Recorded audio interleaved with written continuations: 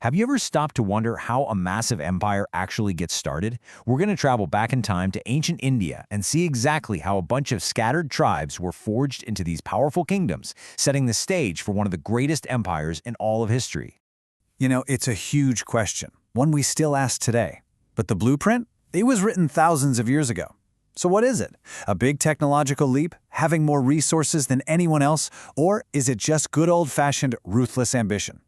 Well, for ancient India, it was pretty much a perfect storm of all three. And the catalyst, the little spark that would ignite this absolutely massive transformation, was something kind of simple, hidden right there in the earth. A single metal that was about to change literally everything. Okay, so let's set the scene.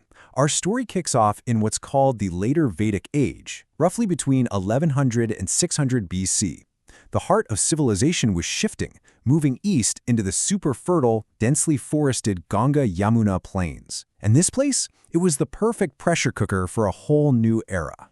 At the very heart of all this change was a material they called sham-ayas, which is the Sanskrit term for iron.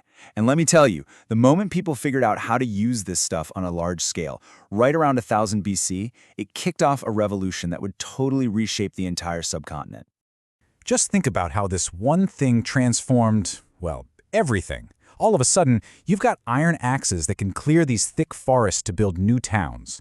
You have iron plows that can just tear through hard soil, leading to a massive surplus of food. And of course, iron weapons gave armies this terrifying new advantage in battle. It was the engine driving all the change that was about to come. And this wasn't just about better tools, right? It was a massive cultural shift. Farming became the most important thing you could do, economically speaking. It was so central to life that their ancient texts, like the Shapatha Brahman, are just filled with detailed descriptions of farming rituals. Society was basically rebuilding itself around the plow. So you've got way more food, you've got growing populations, and that leads to a really big question: who's in charge here? This agricultural revolution led directly to a political one, the birth of the state as we know it. And this was a huge, huge shift in how power actually worked. Before, leadership was all about your family, your clan. Now, it was about what you owned, your land. The old tribal councils started to fade, and they were replaced by one powerful figure, the king, or Rajan. And those nice, voluntary gifts people used to give the chief? Yeah, those are now mandatory taxes collected by an ever-growing staff. Power was becoming centralized. Now, if you're a king with all this new power, you need some serious PR to make sure everyone is on board. And these guys were masters of political theater. They held these massive public sacrifices, like the Ashwamedha, where a horse would just roam for a year, and all the land it crossed was claimed for the king. There was the grand coronation ceremony, the Raj Suya, and even a fixed chariot race called the Vajpaya, all designed to prove that the king's power was absolute and God-given. But all this political change didn't happen in a bubble. It went hand in hand with these deep, fundamental shifts in the very structure of society itself. Society got a lot more structured, a lot more rigid.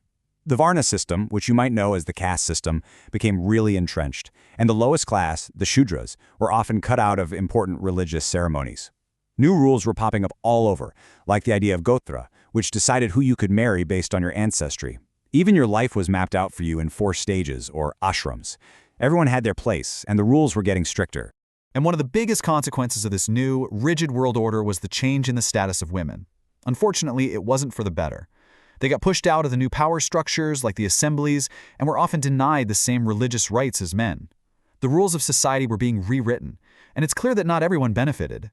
So, you take the iron tools, the extra food, the centralized power, and this new, layered society, you put it all together, and you have the perfect conditions for something brand new to emerge. This was the age of the Mahajanapadas, or the Great Kingdoms.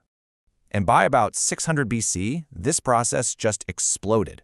Suddenly, the political map of ancient India was completely dominated by 16 of these major kingdoms. And here they are. I mean, look at this map.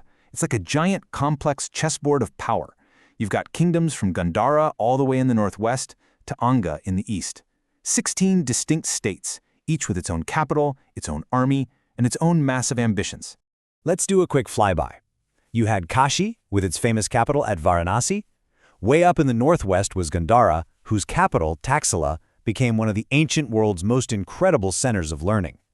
And right in the middle of it all, you had the powerful kingdom of Avanti, a major player on the board.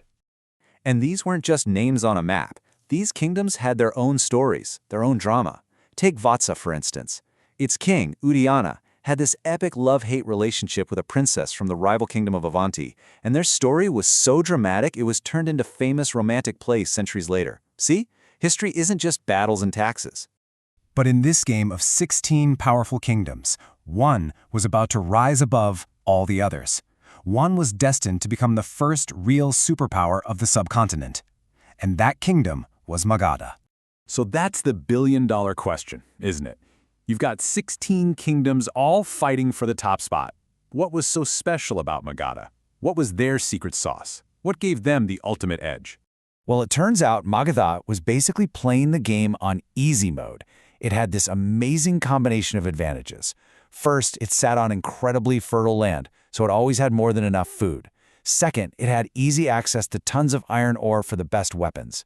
And, there's a big one, it was the first kingdom to use war elephants on a massive scale. We're talking about the tanks of the ancient world. Even its capital cities were natural fortresses. But you know, having all those resources is one thing. You need ambitious leaders who know how to use them.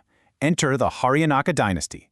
King Bimbisara was a master politician, using strategic marriages to expand his power.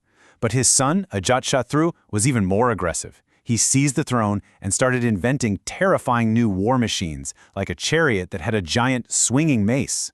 So with these ruthless, brilliant kings calling the shots, Magadha just started absorbing its rivals, one by one.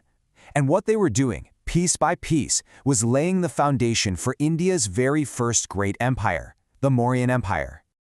So it all comes back to a single metal, doesn't it? Iron created new tools, which created new societies, and ultimately new kingdoms. And out of 16 contenders, one, Magadha, had the perfect mix of resources, ambition, and military power to rise above them all. A new age of empire was dawning. The only question left was, what were they going to build with it?